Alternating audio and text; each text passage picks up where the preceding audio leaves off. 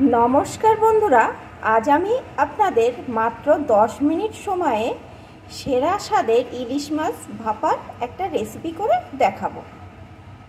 तार जन्य एखाने आमी देखुन बंधुरा 5 पिस इलिश माछ भालो करे धुए बेছে परिष्कार करे निये निয়েছি। এখন আসুন বন্ধুরা আমি এই সেরা স্বাদের ইলিশ মাছ ভাপা কিভাবে তৈরি করছি প্লিজ একটা লাইক দিয়ে পুরো ভিডিওটি দেখতে থাকুন, তাহলেই বুঝতে পারবেন আমি কিভাবে রান্নাটি করছি। এই ইলিশ মাছগুলোর ভিতরে প্রথমে দিয়ে দেব একটু লবণ,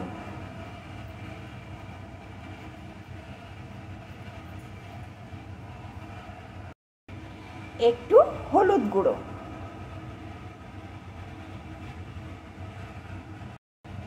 একটু লঙ্কা গুঁড়ো। এখন এই সমস্ত কিছু দিয়ে মাছের পিসগুলো আমি ভালো করে মাখিয়ে নেব। অফ ক্যামেরায় আমি হাতের সাহায্যে সুন্দর করে মাখিয়ে নিয়েছি। এখন এইভাবে কিছুক্ষণ রেখে দেব, তার মধ্যে আমি এর যে আসল মশলাটা সেটা রেডি করে নেব। মশলা তৈরির জন্য এখানে আমি একটা মিক্সিং জার নিয়ে নিয়েছি, তার ভিতরে প্রথমে দিয়ে দেব আমি 2 টেবিল চামচ সর্ষে। আমি এখানে সাদা সর্ষে দিচ্ছি, আপনারা চাইলে কালো সর্ষেও দিতে পারেন। দিয়ে দেব কয়েকটা কাজু বাদাম, কয়েক কুচি নারকেল, 4টে কাঁচা লঙ্কা।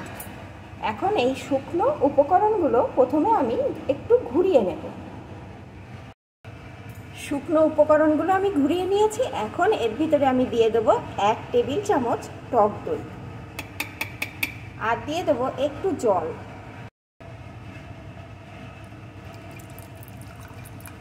এখন সুন্দর করে একটা মসৃণ পেস্ট তৈরি করে নেব। এখানে আমার পেস্টটি একদম রেডি হয়ে গেছে। আর একটা কথা বন্ধুরা, আপনারা কিন্তু লক্ষ্য রাখবেন এই মশলার পেস্টটি যেন একদম মসৃণ হয়, কারণ এখানে নারকেল সর্ষে দেওয়া, এগুলো যেহেতু আমি ছেঁকে নেব না, তাই একদম মসৃণভাবে কিন্তু এই পেস্টটি করে নিতে হবে। আমি যেভাবে করলাম শুকনো উপকরণগুলো আগে ঘুরিয়ে নিয়ে তারপরে টক দই আর জল দিয়ে করে নিলাম, এইভাবে করবেন, তাহলে দেখবেন খুব তাড়াতাড়ি মশলাটা সুন্দরভাবে পেস্ট হয়ে যাচ্ছে। এখন মশলাটা আমার রেডি, রান্নাটা শুরু করছি। গ্যাস ওভেনে আমি একটা কড়াই বসিয়ে দিয়েছি, আমি কিন্তু এখনও গ্যাসটা অন করিনি। এখন এই কড়াইয়ের ভিতরে আমি পেস্ট করা মশলাটা ঢেলে দেব। আজ আমি এই ইলিশ মাছ ভাপাটা কিন্তু কড়াইতেই করব।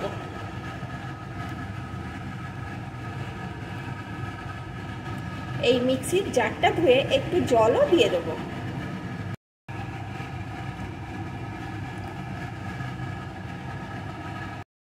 দিয়ে দেব একটু লঙ্কা গুঁড়ো, একটু হলুদ গুঁড়ো। ইলিশ মাছ রান্নায় কিন্তু খুব বেশি হলুদের প্রয়োজন হয় না।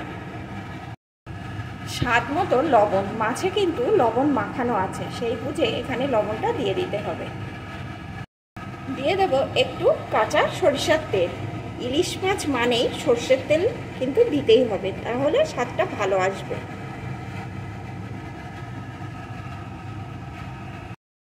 দিয়ে দেব কয়েকটা চেরা কাঁচা লঙ্কা। ঝালটা কিন্তু আপনারা আপনাদের পছন্দ অনুযায়ী দিয়ে নেবেন। এখন ভালো করে সমস্ত কিছু মিশিয়ে নেব।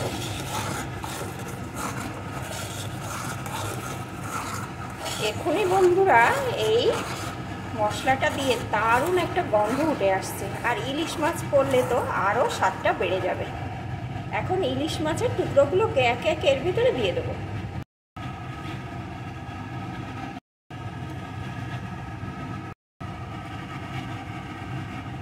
সব পিস মাছ এখানে দিয়ে দিলাম। এখন আরেকটু নাড়িয়ে নেব। এখন গ্যাসটা আমি অন করে দেব। গ্যাসটা অন করে দিয়েছি। এখন একটা পাত্র দিয়ে এটাকে একদম ঢেকে দেব। ঢেকে দিয়ে মিডিয়াম টু লো আছে 10 মিনিট আমি হতে দেব। তাহলে বন্ধুরা 10 মিনিট পর আমি ফিরে আসছি। 10 মিনিট পর আমি ফিরে এলাম। এখন ঢাকনাটা খুলে নেব। দেখুন বন্ধুরা কতটা লোভনীয় হয়েছে। এখন এর উপর দিয়ে আমি দিয়ে দেবো একটু কাঁচা সরিষার তেল।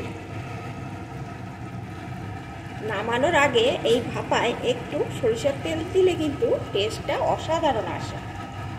এখন আমি মিশিয়ে নেব। আর এই তেল দিয়ে আর কিন্তু বেশিক্ষণ জাল করা যাবে না। দেখুন বন্ধুরা কতটা লোভনীয়।